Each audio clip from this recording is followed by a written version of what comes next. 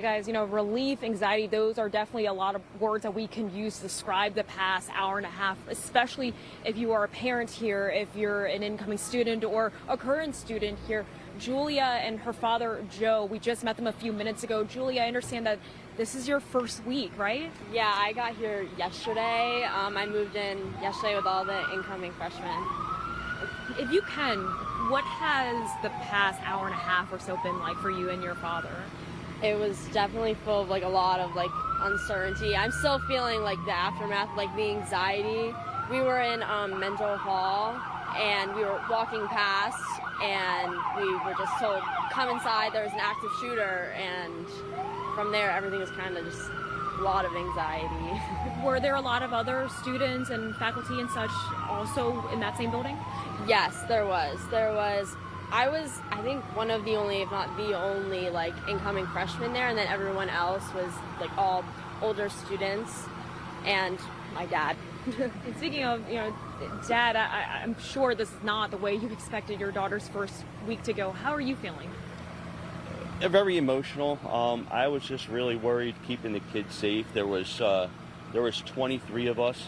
We locked and barricaded ourselves in the classroom. I got the kids in a L-shaped closet, and we had them go in there, and there was 2 other young men that go to the school that were helping me with everything. They did a great job.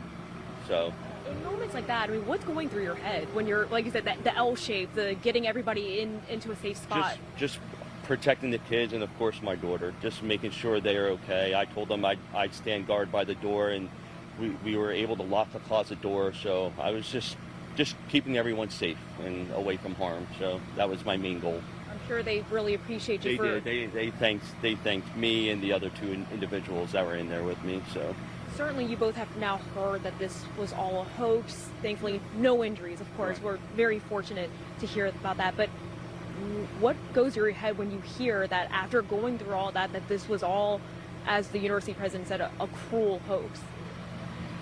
I guess mixed emotions, more of a relief that nothing happened, and just, the school did do a great job getting everyone into safety. So that it's good to see the plan that they had in case of a situation like this. So, anything you'd like to add?